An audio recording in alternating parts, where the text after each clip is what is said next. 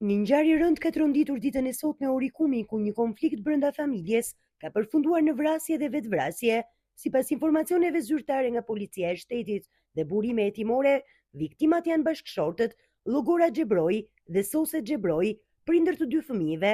Sipas njoftimit paraprak të policisë, çifti ishte kthyer nga Italia për festat e fundvitit dhe prej disa ditësh ndodheshin në Shqipëri.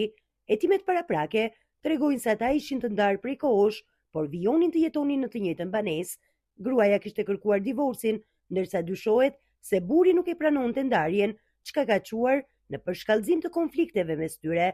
Burime pranë hetimit bëjnë me dije se pas një sherri të dhunshëm në banesë, burri ka ushtruar dhunë fizike ndaj bashkëshortes, duke i shkaktuar plagë të rënda.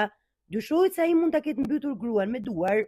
Më pas, ai e ka transportuar drejt spitalit të Vlorës, ku gruaja është paraqitur në urgjencë pa shenja jete.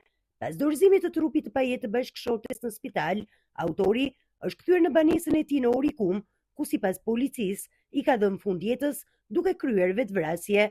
Familjarët të çiftit kanë deklaruar për grupin hetimor se marrëdhëniet mes tyre ishin përkeqësuar ndjeshëm kohët e fundit dhe ndodheshin në prag të ndarjes përfundimtare. Megjithatë, sipas policisë nuk ishte pasur denoncime të mëparshme për konflikte apo dhunë në familje. Hetimet vijojnë për zbardhjen e plotër e thanave të kësaj ngjarje të rëndë.